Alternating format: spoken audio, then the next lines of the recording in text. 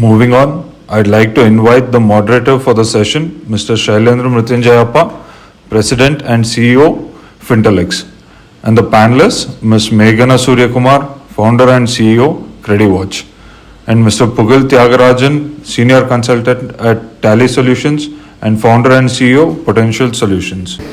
So RegTech is a very vast area that covers software applications for enterprises to meet with regulatory requirements.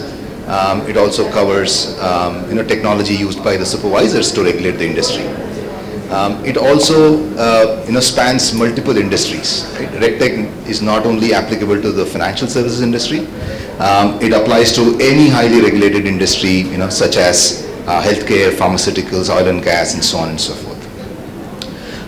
And in terms of the span, it covers everything from data management, data processing, APIs for data integration that are required to manage the risk and regulatory use cases, to customer onboarding, KYC, to transaction monitoring for AMLs and fraud, to general compliances, such as taxation, such as filings and business compliance, to portfolio monitoring, third-party monitoring, to regulatory intelligence, and all the way to the supervisory technology that is required on the other extreme end to collect and manage the data by the regulators. But today we are going to try to limit the conversation to RegTech as it applies to the financial services industry and the ecosystem, extending it to how it applies to enterprises, small and mid-sized businesses, and so on. Today, I have with me two highly knowledgeable and experienced professionals from the industry. Meghna is the founder and CEO of CrediWatch. They are into portfolio monitoring and credit assessment. And Pugal is a senior advisor to Tally. Everybody knows Tally. They are probably the leading provider of business finance application in India. Pugal, Meghna, thank you for joining me today. Before I start the questions, I know many of you might be building fintechs or applications for fintechs, and many of you are wondering or dealing with several regulatory changes and wondering, when will you find clarity? When will you get that clarity? When will you get over the uncertainty? I have some bad news for you. Regulatory environment by nature is dynamic. Especially in a very new and emerging area like fintech, it is going to be very, very dynamic. You've seen that in the past year or so, there have been so many RBI changes, regulatory changes that have disrupted the fintech industry. And it's going to continue to be that way until we find a level of equilibrium where there is a balance of what the regulators are trying to find, which is stability, trust, confidence, and some level of standardization across the industry. But the good news is there are several RegTech companies that are primarily doing this part and trying to solve this for BFSI industry, including the fintechs, tracking the regulatory changes, building applications and technology like what they're doing, and trying to help solve that in a very structured and meaningful way for the industry itself. Let me quickly get into some questions for the panel here. Starting with you, Meghna, what do you see as the evolving and emerging regulatory requirements for the financial services industry? Sure. So RBI right now has a very dynamic approach in terms of how it's looking at fintech companies, because fintech is rapidly evolving. In fact, they've set up a fintech committee that kind of regularly interacts with a lot of us, and in a consultative mode they try to kind of understand innovation. So the regulators at this point, they have like a very simple approach, right? If they feel that any kind of innovation really harms the consumers or the people, they just outright banning it. If they feel that something is not really impacting, but then they ignore it. If there's a small impact, they're lightly regulating it, and if there's a lot of benefit, then they're strictly regulating it, right? That's been the approach.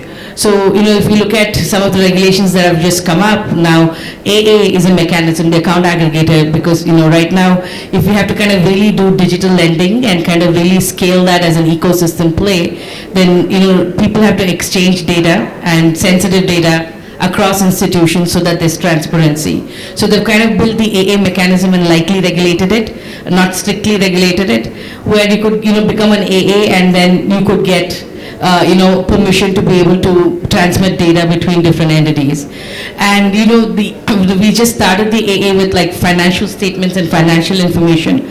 But as we see the whole AA mechanism, going forward, I think SEBI and many other regulatory agencies beyond the RBI are participating wherever there's data that's useful for creating a file or an assessment on a business, and that kind of data needs to be exchanged in the ecosystem. So we're seeing participants from GST. So the GST mechanism is now going to be integrated into AA. SEBI is going to participate. So many other regulatory bodies across the country are now actually coming in, because usually they all work in silos.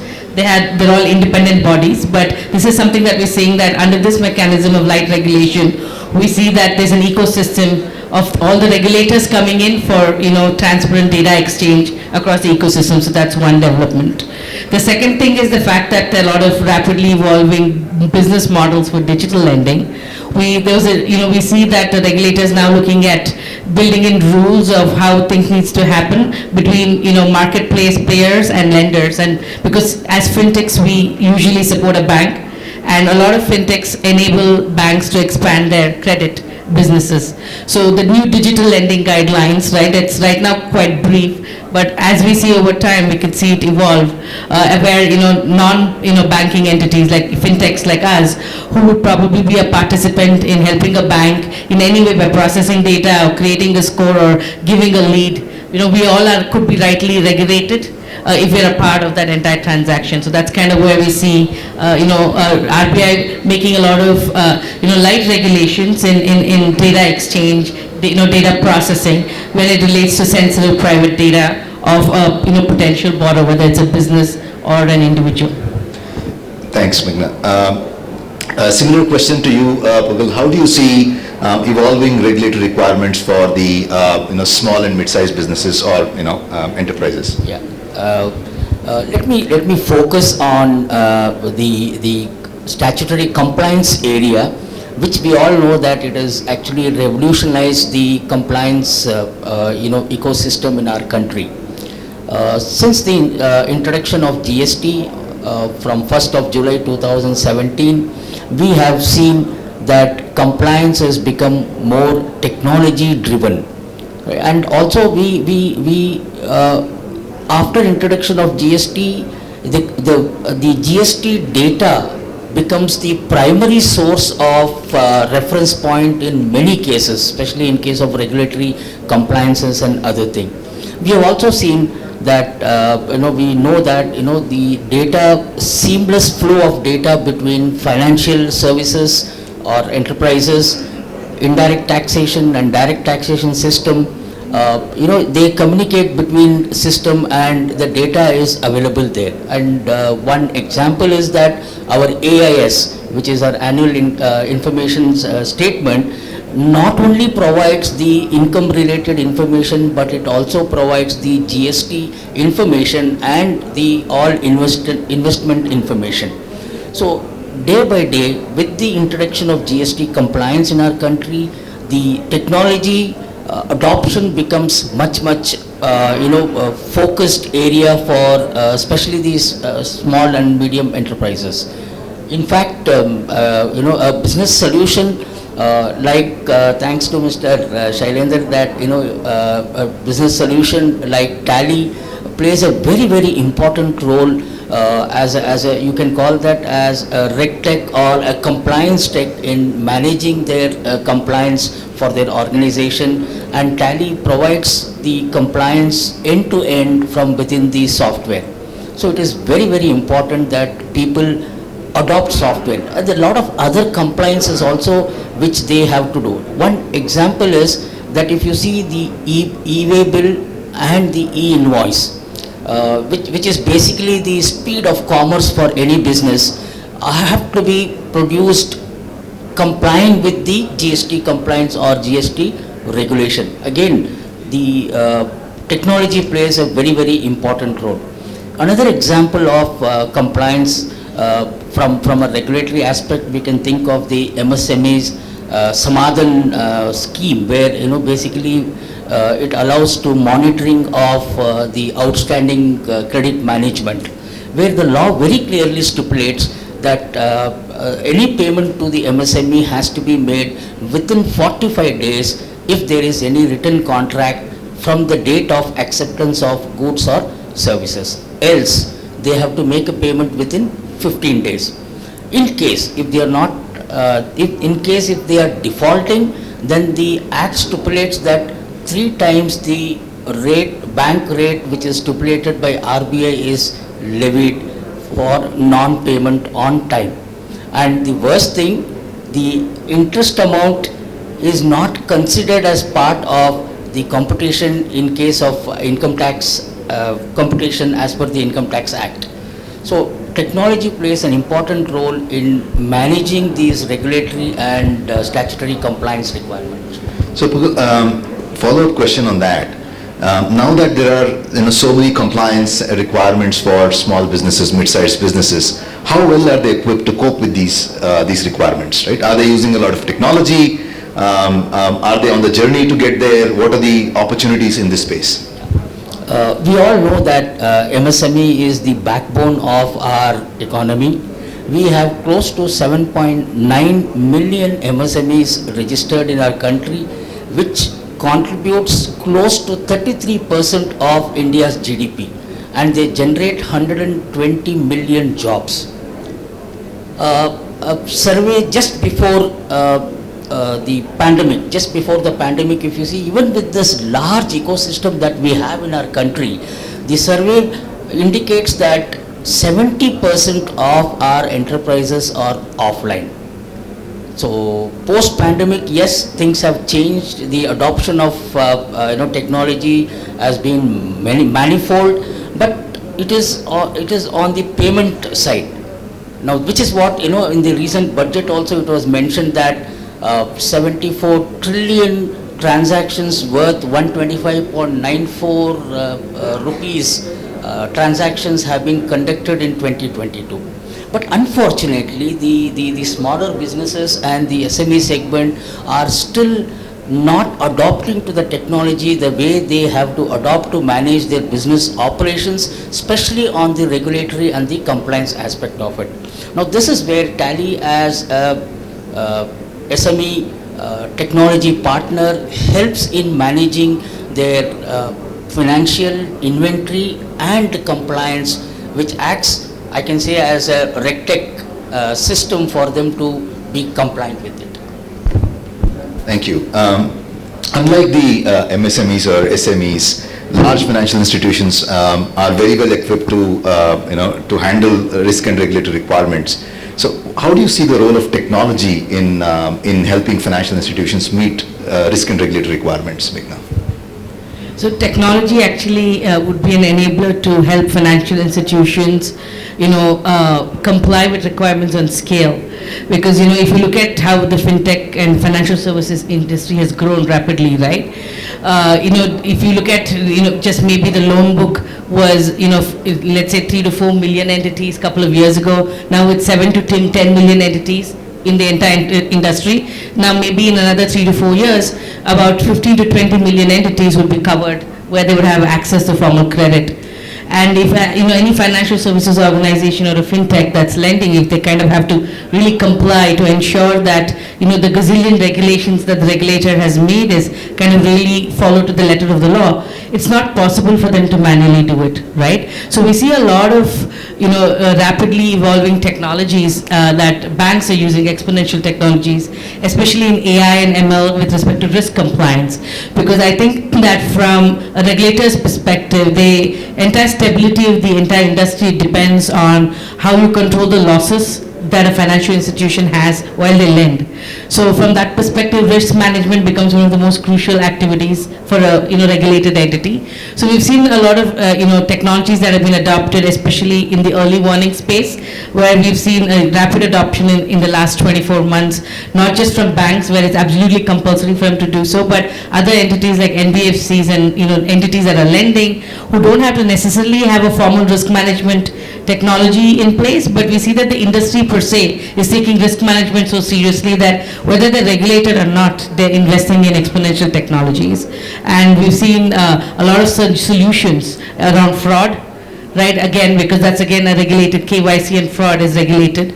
We see a lot of exponential technologies like facial recognition and all sorts of deep technologies in terms of, trying to identify fraud. We see a lot of rapid evolution, again, where banks are really ready to pay, top dollar, especially in the area of fraud. So that's kind of how RegTech is actually helping financial services industries maintain a good, healthy balance sheet and keep the overall cost of credit, feasible for them to grow as a business. So that's kind of why this becomes an extremely important tool and an important strategy, actually.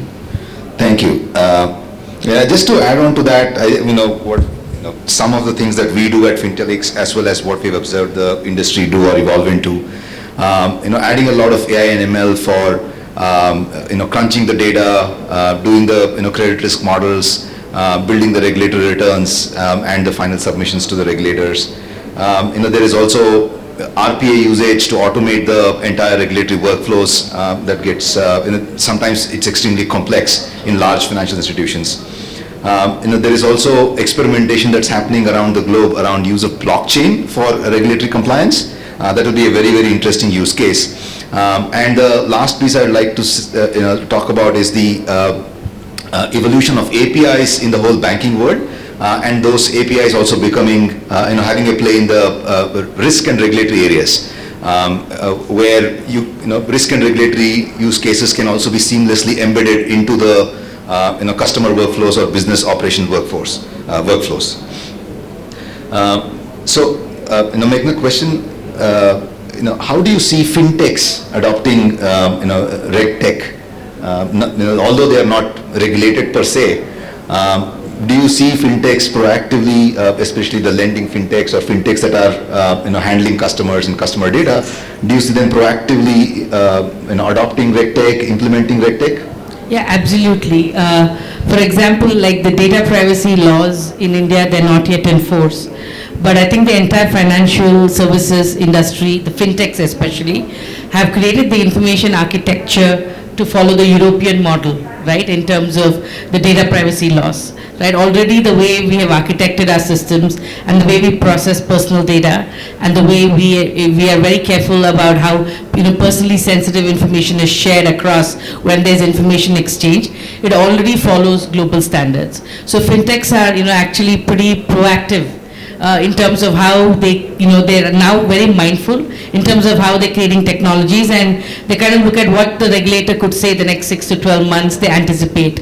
In fact, through Nasscom and through FICCI and a lot of the DLAI, Digital Lending Association, or IMAI, there are a lot of committees that have been formed where fintechs cooperate with each other, and then we make a lot of presentations to the regulators, telling them that what kind of technologies we're building, and how what our view of whether it should be regulated or not, or what are the right ways in terms of how a regulator should understand it. So we kind of brief and make presentations to the regulators so they can understand innovation. So that's one way we've kind of been very proactive to ensure that there's a collaborative way where we can foresee what's coming and architect our technology, and at the same time the regulator is aware of what's happening so that they can also be very mindful when they're looking at, because sometimes regulation can kill innovation, right? So now the regulators are also very proactive to ensure that they observe, understand, think about it, and they really don't do anything really rapid unless there's a huge national security issue at play, like banning the Chinese apps, right? Yeah. So although broadly fintech is not regulated at this point in time, I think it is moving towards that, and it's a good thing. Honestly, that gives enough clarity. It sets the framework for how fintechs can operate. And that's only going to help the industry kind of standardize their offerings while not giving up innovation and trying to build technology into financial services that they are doing very well. In fact, I can put fintech as the subset of RegTech. So you're placing RegTech ahead of fintech and saying, yeah. The regulatory thing is going to actually drive the fintech companies. ultimately it will, right? Because in a regulated industry, the framework is laid out by the regulator with some room for, some headroom for innovation and creation. True. In many cases, they are also supporting co-creation, right? They're creating sandboxes, where they're encouraging fintechs and RegTechs to come and play around with the data, play around with new solutions, new workflows. So that's very interesting. Pugal, how do you see the data privacy, right? Meghna touched upon data privacy and how fintechs and large financial institutions are trying to cope with what's coming. How do you see SMEs dealing with this? Right? Are they even prepared to be able to manage data privacy requirements? One is that in the recent budget, if you see, the announcement of simplification and unified KYC norms is going to really help the industry to leverage on these risk factors that they are facing. And the second one is again the widening the scope of DigiLocker is again a tremendous opportunity for businesses to leverage on these opportunities for statutory and compliance areas. But privacy, like Meghna had mentioned, that though it is not into force, but general data privacy regulation is basically a set of privacy law, policies or procedure which is aimed towards protecting or minimizing the privacy of the individual and also protecting the organization to utilize it in a proper way. So that is what I feel. Awesome. Just going back to the point of fintech regulation, Meghna, you made a very valid point earlier around account aggregators, right? Account aggregators are, it's a very interesting situation they have. They're licensed entities. They have an NBFC AA license. Although they don't deal with customers' data directly, they don't hold the data, they don't provide financial services, but they have a category of license called NBFC AA. And fintechs don't seem to have one. Right? I think it only points us in the direction that at some point in time we will have something, or that all the fintechs will be nudged to become and operate more like NBFCs or some existing sort of NBFC licenses. I think we are running short of time. So let me quickly touch upon one other area, emerging area of regulations around ESG. So how do you see ESG requirements evolving, and how do you think financial institutions in India will cope with that? I think with the global focus on climate change, the most important thing that every enterprise in India, if they're to do business, they need to look out for is the ESG score. So, I mean, I do know that a lot of rating agencies and bureaus that operate in India are already bringing in the concept of ESG, and that could become a part of their overall rating models in the future. So I think that, the banking sector, if we look at large credit, especially rated entities, at some point would look at the ESG score to determine their credit worthiness. And that's a future that it's inevitable at some point in time. And organizations, large or small, need to start thinking of their carbon footprint and how they are governing themselves from a corporate governance perspective. So which is why I think, especially for emerging companies, adopting different technologies, especially to improve their compliance, becomes extremely important, because the more compliant you are, especially when you look at things like ESG, because that's a good governance practice, and overall for you to get good credit as a borrower from a bank, I think your non-financial behavior with respect to your compliance, with respect to your employee NPS score, with respect to everything else would also really matter in terms of how you become eligible for credit. So, it's important for small businesses to adopt to RegTech so that they can, move towards a more ESG friendly mode of operating even on a small scale, because that will actually help them get better credit. Thanks, Meghna. I think we are almost up for time, so I'll ask for final thoughts on regulatory trends and RegTech trends. Meghna, if you want to go first. Yeah, see, RegTech is basically not replacing people. It is basically the technology which is going to fuse physical, digital and biological world. The augmented, the workforce is basically going to combine people and machine to work together to achieve better results and better satisfaction. That's what I mean, I could. Thank you. Thanks, Meghna and Pugal, for joining me on this panel discussion. I think we are up for time, therefore we are not going to take any audience questions, but all three of us are available after the session to connect and network. Look forward to meeting those that are interested in having a conversation. Thank you so much. Thank you, Shailendra.